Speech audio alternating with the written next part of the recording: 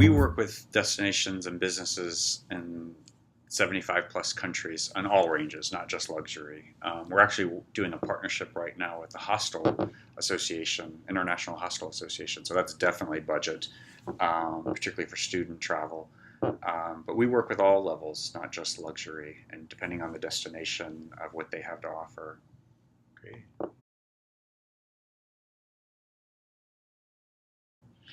I travel every month somewhere for a conference. I've never been anywhere I don't like, so it's hard to say. But for vacation, like personally, I love Provincetown. I love Southern California.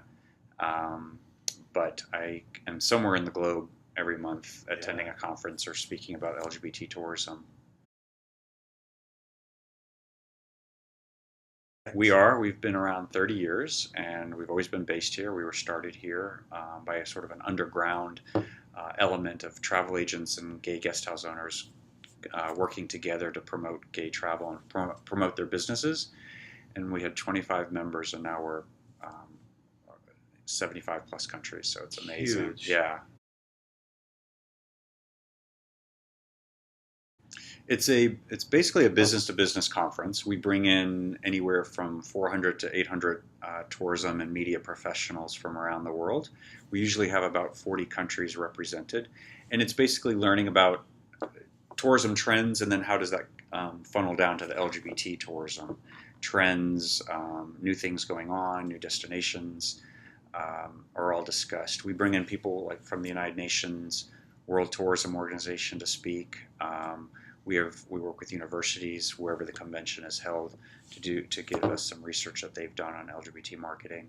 So it's a really interesting 3 day conference, very international, a great place to network and do business with other tourism professionals and media.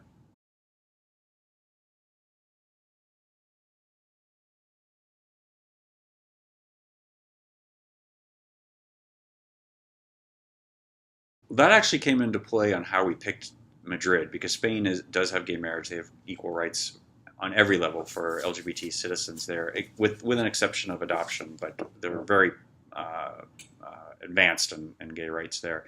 And that was one of the reasons we chose Madrid versus the other cities that bid.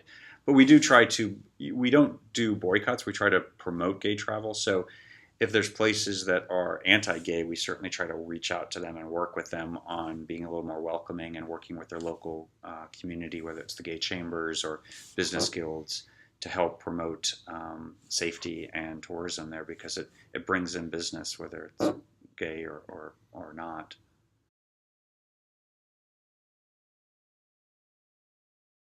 It's great Right? news, yeah. It gives us a lot more options to promote and to do specials, and people in destinations businesses getting engaged to do events and specials with us that we do online.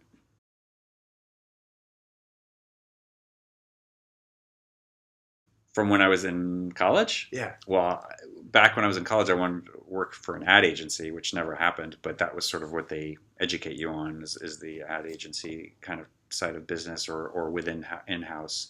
I went to work for Delta Airlines in marketing and used a little bit of the advertising and promotions that we did.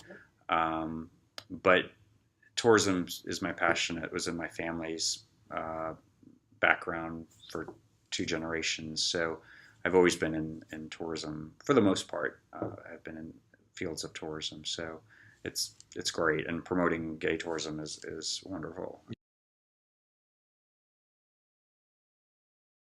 I've been the president for 7 years. I was working at the Washington, D.C. Convention and Visitors Bureau, and I was, being the gay employee, I was working with LGBT groups and conferences to bring them to D.C. And I had bid on IGLTA, and we won it for 2005. Um, excuse me, 2006. And uh, I just got very involved with the organization, and one day the board contacted me and asked if I would like to move to Fort Lauderdale and run the organization. So it just sort of happened. Yeah. And now you're And here. now I'm here in Fort Lauderdale. I know. We're sitting right next to the window where we have an amazing beachfront view. However, the lighting did not allow us to show it to you.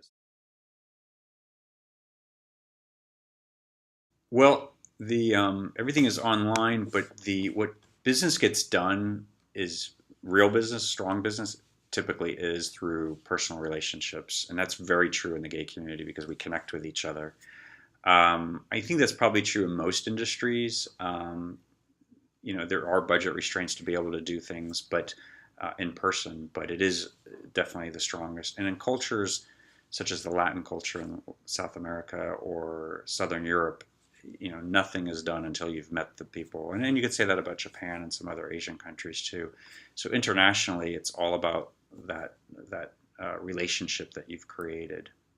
Yeah. And you have to do that typically in person, at least at first, Yeah. before they'll really do anything with you. So otherwise, you're just this online unknown Exactly. presence. Which, yeah, it's all about. So even if you haven't met the people in person, if you know the people that know the people, Exactly. yeah, you're building a community. One big one is ITB, which is every March in Berlin. We host a 400 square meter pavilion there on LGBT tourism, and it's huge. It gets a lot of media attention on the market. It's not the best time of year to be in Berlin, but it's a huge event. It's 200,000 people attend it. With our convention in Madrid next May, I'll be at their national event in Madrid in January called Fitur. It's sort of Spain's version of America's Powwow, which is the tourism industry event for bringing in business into the U.S. So those are a couple that are coming up. I'll also be in Los Angeles in February for the U.S. National Tour Operator Association conference. I'll be speaking at that on the LGBT tourism market. Well, for students or those out of school recently, something I always try to emphasize when I speak is volunteering. Just get something on your resume that, hey, I volunteered at the IGLTA 4-day conference in Madrid, or or whenever it's close to your city. I helped with planning the conference. I worked the registration table. I networked. Whatever. Did some social media feed for them, and we try to utilize a lot of students every year at our conference to give them experience and exposure to our market, and realize there is a professional place for LGBT tourism. But that's huge, is just trying to get that exposure and experience on your resume. Internships are huge as well. We always have interns working for us from all over, and we try to give as much exposure to everything we do. So those are two really key areas that are easy and effective, I think, on your resume. I'm so glad you said that, because I've talked to a lot of people and I haven't heard that one yet as a piece of career advice for someone who's starting out or looking to go another direction. But today there's so many organizations that work in our community, and I was at the Victory Fund conference last weekend in Denver, Mm-hmm. and I was interviewing the CMO, and he was talking about their great job board that they have as well, with all their internships and the various organizations that they represent. And yeah, just getting your foot in the door, creating a professional resume, and moving forward, I think, is key. And every city has some sort of LGBT event going on, whether it's a film festival or a big national event like the Victory Fund, a local gay chamber. You can go and volunteer a couple hours a week and just get some experience and exposure that way. Every LGBT nonprofit is always looking for volunteers, so it's just a matter of getting out there and making yourself known. Yeah.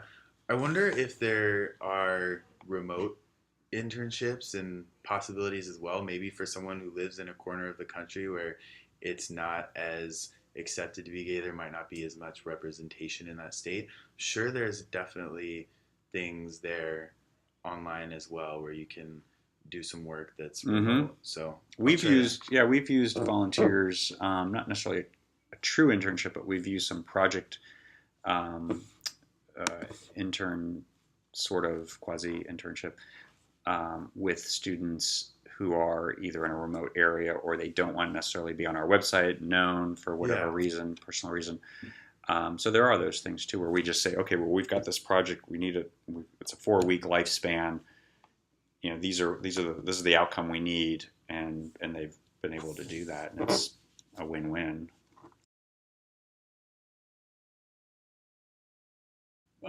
We have two main areas. You can either go to our website, which is iglta.org, or you could follow us on Facebook at facebook.com/IGLTA, where we do a lot of promotions too for free trips every month. Doesn't cost anything. It's a drawing.